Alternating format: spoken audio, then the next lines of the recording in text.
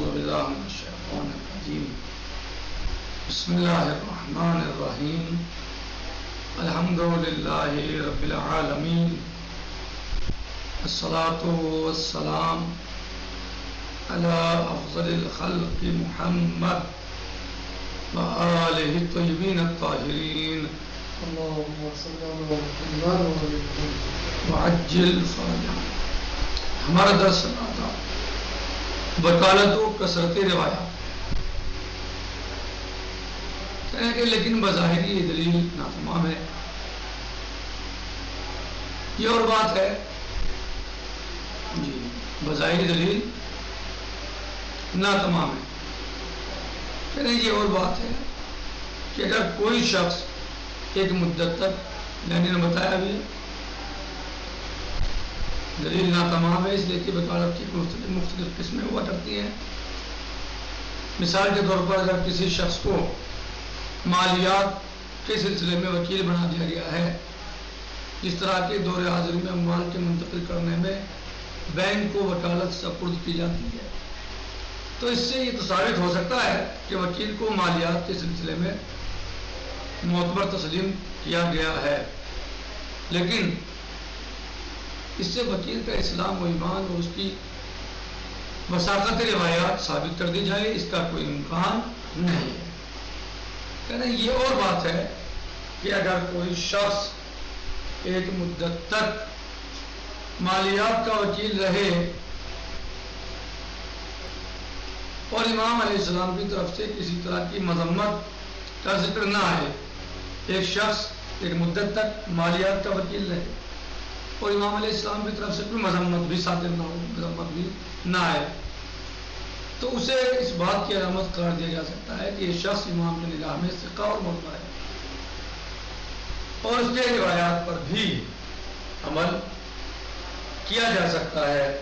بعض علماء اعلام نے وکالت کے دلیل اعتبار ہونے پر اس روایت سے استدلال کیا ہے. اسے علامہ کلینی نے باب مولد امام عصر علیہ السلام میں نقل کیا ہے کہ حسن بن عبد الحمید کو آپ کے وکیل حاجز بن یزید کے بارے میں شک تھا،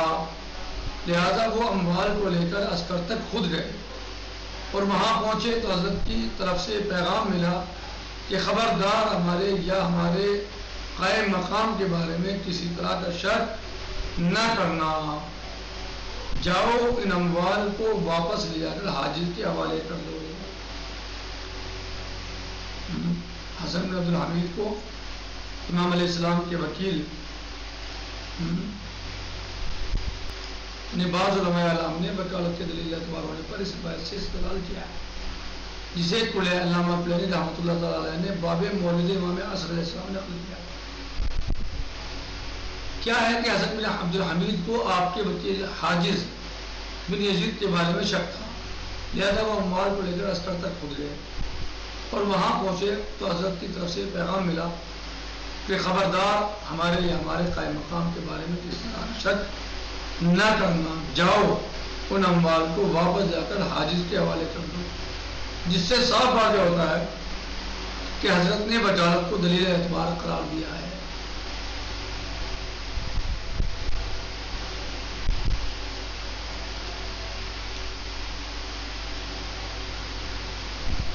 اور اس پر اعتبار نہ کرنے والے کو مورد ملامت قرار دیا ہے.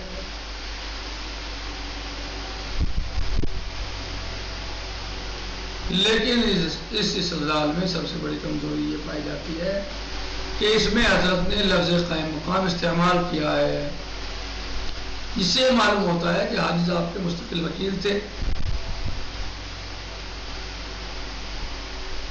اور مستقل وکلاء کی حیثیت وقتی وکیل سے مختلف ہوا کرتی ہے. بنابراً یعنی یہ وکیل وقتی ہے لیکن مستقل وکیل ہے تو دونوں کی حیثیت برابر نہیں ہے، دونوں کی عظمت یا منزلت برابر نہیں ہے، اہمیت برابر نہیں ہے، الگ الگ ہے. بنابراً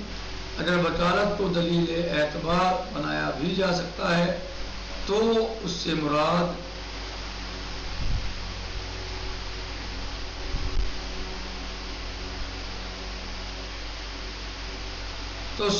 وہی وکالت ہے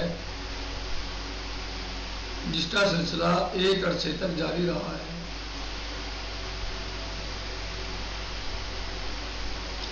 جس سے انسان قائم مقام کہے جانے کے قابل ہو جائے، اور پھر امام علیہ السلام کی طرف سے کسی طرح کی مذمت یا تنقید کا نہ ہونا دلیل اعتبار بنا لیا جائے۔ دوسرا وسیلہ اعتبار کسی معتبر شخص کا کسی شخص سے مسلسل روایات نقل کرنا ہے کہ اس سے اس بات پر استدلال کیا جا سکتا ہے کہ وہ شخص راوی کی نگاہ میں معتبر ہے، ورنہ اس سے مسلسل روایات نقل نہ کرتا۔ اگر یہ شخص راوی کی نگاہ میں معتبر نہ ہوتا تو اس سے روایات مستقل کیوں نقل کرتا بھائی مسلسل؟ لہٰذا مسلسل روایات کا نقل کرنا کسی ایک راوی سے، کسی ایک انسان سے، تو اس کا مطلب یہ ہے کہ یہ شخص اس کی نظر میں معتبر ہے، صحیح؟ ورنہ اس سے مسلسل روایات نقل نہ کرتا ہوں۔ ایک دو روایات کے نقل کرنے سے اعتبار ثابت نہیں ہوتا ہے کہ یہ بات علماء اعلام میں عام طور سے پائی جاتی تھی کہ مسالے کی بنا پر بعض روایات غیر معتبر افراد سے بھی نقل کر دیا کرتے تھے، لیکن مسلسل اس انداز کا کام ہوتا رہا ہے، ایسا نہیں ہوتا۔ یعنی ایک دو روایت مصلحت کے تحت کسی وجہ سے کسی غیر معتبر سے بھی نقل کر دیتے تھے، لیکن ایسا نہیں کہ یہ سلسلہ جو ہے وہ ہر تمام روایتوں میں یا ہر وقت ایسا رہتا نہیں، کبھی مصلحت کے تحت کر دیا ایسا بھی، لیکن یہ مسلسل اس انداز کا کام ہوتا رہا ہے، ایسا نہیں ہوتا تھا۔ اور یہی وجہ ہے کہ جب بقول ابن الغزائری احمد بن محمد بن خالد نے بکثرت روایات ضعیف افراد سے نقل کر دی تو ان کے دوست احمد بن محمد بن عیسیٰ نے انہیں قوم سے نکال باہر کر دیا، صحیح؟ کیونکہ ایسا کثرت سے نہیں ہوتا تھا اور انہوں نے کثرت سے کر دیا، احمد بن محمد بن خالد البرقی نے کثرت سے کر دیا تو احمد بن محمد بن عیسیٰ نے انہیں قوم سے نکال دیا، کثرت سے کر دیا، ایسا زیادہ روایات ضعیف سے لینے لگے۔ یہ اور بات ہے کہ بعد میں معذرت کر کے واپس بھی لے لیا، لیکن شہر بدری کے ذریعے اس نقطے کا اعلان کر دیا کہ اسلام اس طرح کے طرز عمل کو برداشت نہیں کر سکتا ہے کہ اس انداز سے ضعیف روایات کو رواج کا موقع مل جائے گا اور لوگ انہیں معتبر و قوی تصور کرنے لگیں گے۔ جی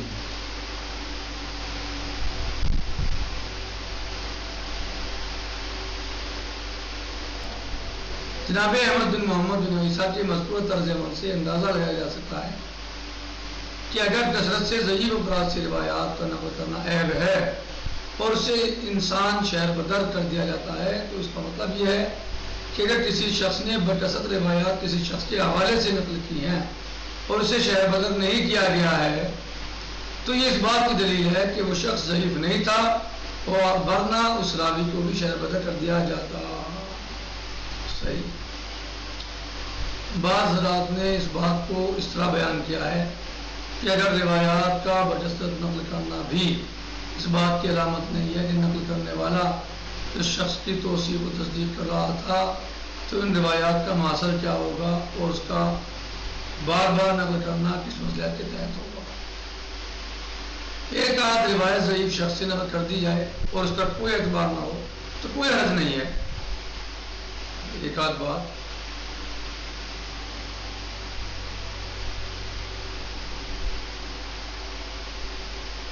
لیکن مسلسل روایات نقل کی جائیں اور راوی کی توثیق نہ کی جائے تو اس کار محمد کا حاصل کیا ہوگا اور راوی کس بنیاد پر یہ تمام روایتیں نقل کر رہا ہے جبکہ وہ اپنے مدرک کو معتبر نہیں قرار دے رہا ہے۔